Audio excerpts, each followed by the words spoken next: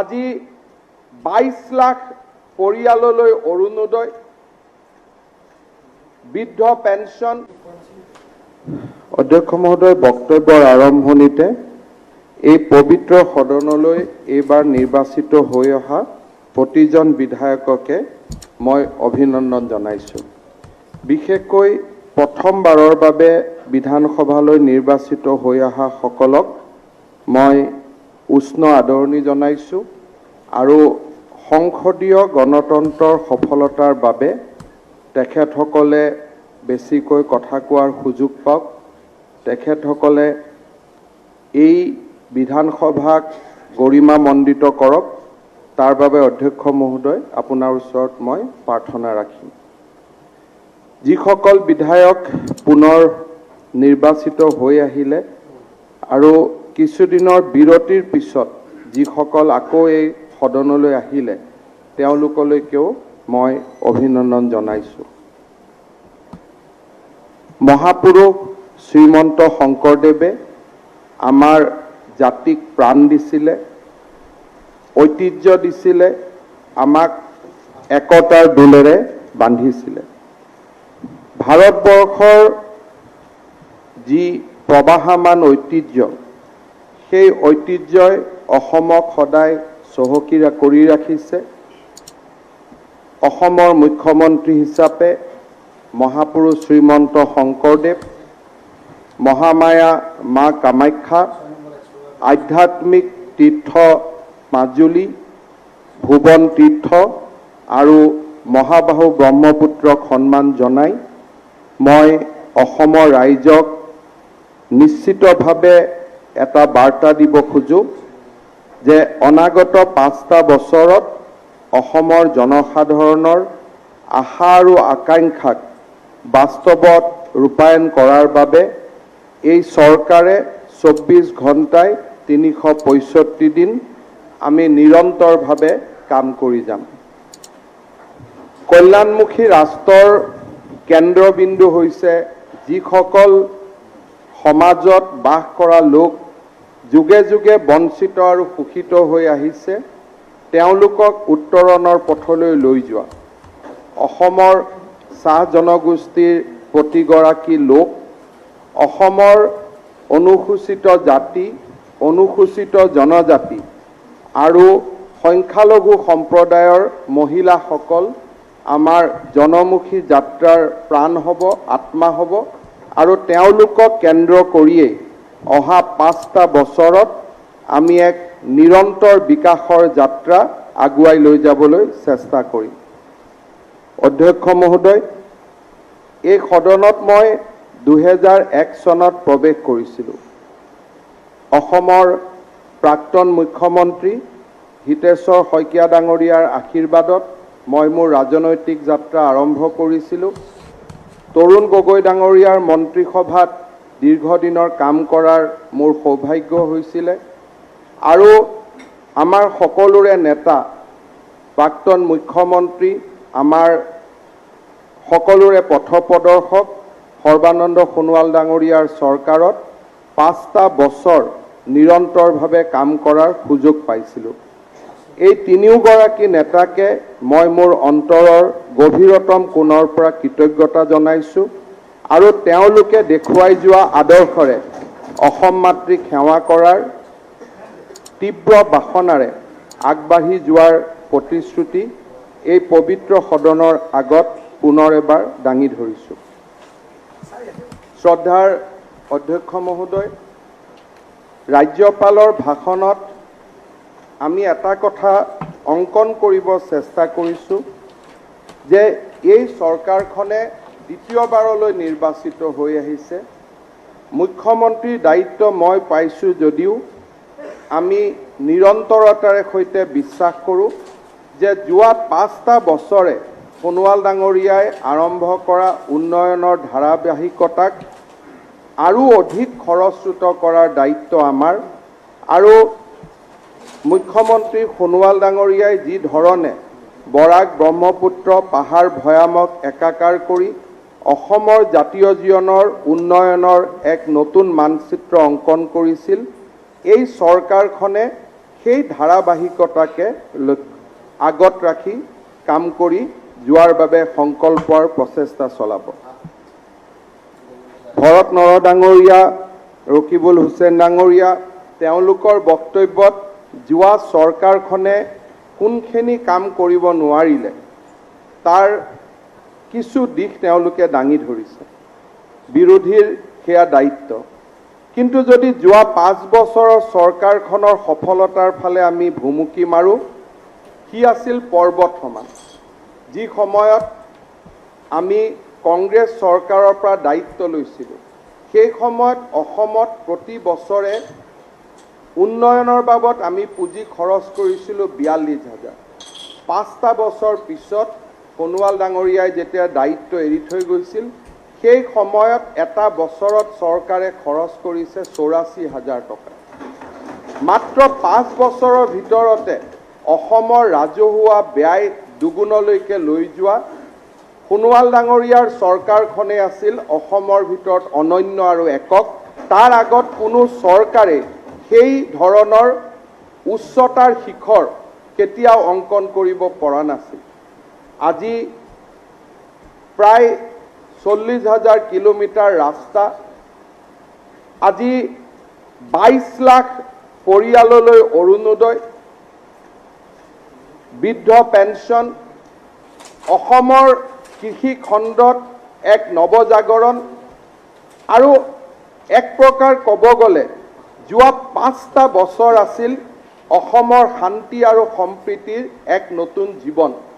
আজি ভৰত নৰ ডাঙৰীয়াই যি সমাজৰ কথা কৈছে, কংগ্ৰেছ চৰকাৰৰ দিনত ছিদ্দিক আহমেদ ডাঙৰীয়া প্ৰমাণ আছে, বাৰে বাৰে কোকৰাঝাৰ আৰু ওদালগুৰিলৈ দৌৰিবলগীয়া হৈছিল সাম্প্ৰদায়িক সংঘৰ্ষৰ খাম কটাবলৈ। কাৰ্বি আৰু ডিমাছাৰ সংঘৰ্ষই আমাৰ জাতীয় জীৱনক ক্ষতিগ্ৰস্ত কৰিছিল, তেজৰ ফাকু হৈছিল। গুৱাহাটীৰ মাজমজিয়াত বোমা বিস্ফোৰণে আমাৰ হৃদয়ত এক গভীৰ বেদনাৰ সাজ পেলাইছে। ইতিহাসে ৰোমন্থন কৰিব, যোৱা 5টা বছৰত বিজেপি নেতৃত্বাধীন যিখন চৰকাৰ হ'ল, সেই চৰকাৰখনত হিন্দু আৰু মুছলমান দুয়োটা সম্প্ৰদায়ে সাম্প্ৰদায়িক সংঘৰ্ষৰ বলি হোৱা নাছিল। সাম্প্ৰদায়িক সম্প্ৰীতিৰ এক নতুন উত্তৰণ হৈছিল। প্ৰতিটো জনজাতীয় সমাজ অসমৰ মূল খুঁটিৰ লগত একাকাৰ হৈ পৰিছিল আৰু এখন নতুন অসমৰ বুনিয়াদ আমি নিৰ্মাণ কৰিব পাৰিছিলোঁ। আজি যেতিয়া ভৰত নৰ ডাঙৰীয়াই পুৰণা 5 বছৰৰ বিফলতাৰ কথা কয়, তেতিয়া তেখেতক মই মনত পেলাই দিম যে যোৱা কংগ্ৰেছ চৰকাৰৰ দিনত সমাজে যি ঘূণ হৈছিল, ইজনে সিজনৰ মাজত যি শত্ৰুতাৰ বীজ হৈছিল, ইজনে সিজনৰ মাজত সংঘৰ্ষৰ যি বীজ ৰোপণ কৰিছিল, তাৰ পৰিৱৰ্তে যোৱা 5টা বছৰত অসমীয়া জাতিয়ে শান্তিৰ মলয়া বতাহ পাইছিল। সেই কথা সকলোৱে স্বীকাৰ কৰিব লাগিব। অধ্যক্ষ মহোদয়, আমাৰ জাতীয় জীৱনত আমি এটা নতুন অভিলেখ সৃষ্টি কৰিছিলোঁ। প্ৰথমবাৰৰ বাবে অকংগ্ৰেছী চৰকাৰ অসমত হৈছে। গোলাপ বৰবৰাৰ নেতৃত্বত হৈছে, প্ৰফুল্ল কুমাৰ মহন্ত ডাঙৰীয়াৰ নেতৃত্বত হৈছে আৰু ধাৰাবাহিকভাৱে দুইখন চৰকাৰ কেতিয়াও বিজয়ী হ'ব পৰা নাছিল। ভাৰতীয় জনতা পাৰ্টিৰ চৰকাৰখনে ধাৰাবাহিকভাৱে দুবাৰ বিজয়ী হৈ আমি ৰাজনীতিত অসমৰ ৰাজনৈতিক জীৱনত এক নতুন অধ্যায় আমি আৰম্ভ কৰিব পাৰিছিলোঁ। মই বিশ্বাস কৰোঁ আৰু মই অন্তৰৰ পৰা দৃঢ়তাৰে সৈতে বিশ্বাস কৰোঁ যে যোৱা 5টা বছৰৰ সোণোৱাল ডাঙৰীয়াৰ চৰকাৰখনক অসমৰ জাতীয় জীৱনৰ এখন সফলতম চৰকাৰ বুলি ইতিহাসে গণ্য কৰিব আৰু ইতিহাসে গণ্য কৰাৰ প্ৰাসংগিকতা আছে, প্ৰয়োজন আছে।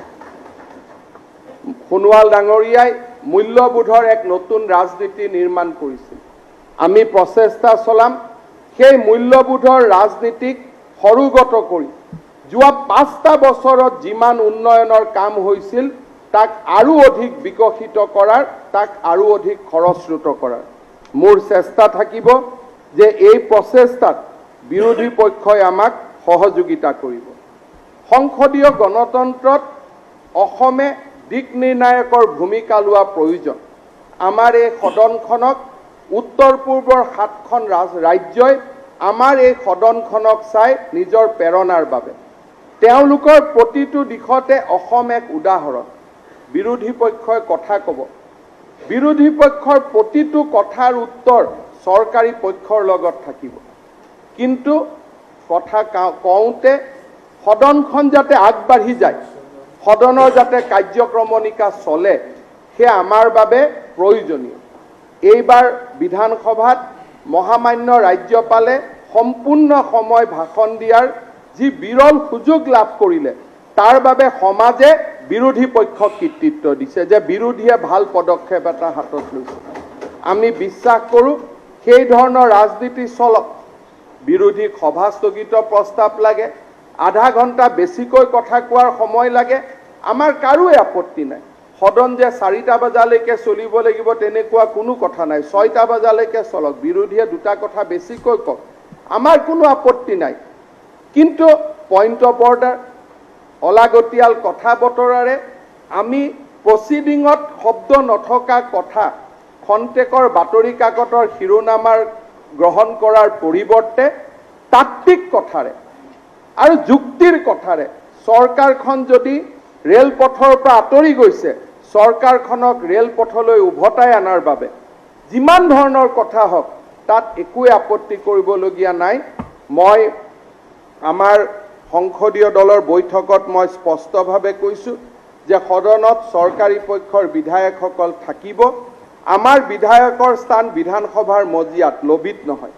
মই স্পষ্টভাৱে কৈছোঁ যে লবিত আমাৰ স্থান নহয়, আমি বিধানসভাৰ ভিতৰত থাকিম, আমি বিধানসভাৰ ভিতৰত কথা ক'ম আৰু ৰাইজৰ আশা আকাংক্ষাক আমি বাস্তৱত ৰূপায়িত কৰিম।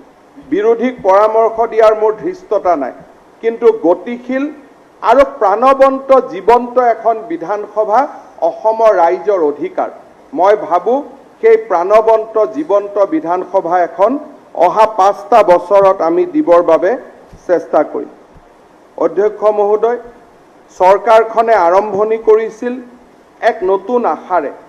আজিৰ এই মহামঞ্চত থিয় হৈ মই পোনপ্ৰথমে নিশ্চয় ধন্যবাদ জনাম পৰেশ বৰুৱা ডাঙৰীয়াক যে আমাৰ এটা আবেদনৰ ওপৰত লক্ষ্য ৰাখি তেখেতে ৰিতুল শইকীয়াক যি ধৰণে মুকলি কৰি দিলে, সিয়ে আমাৰ মাজত কৰবাত নহয় কৰবাত আশাৰ কিৰণ দেখুৱাইছে। শান্তি অসমৰ অধিকাৰ।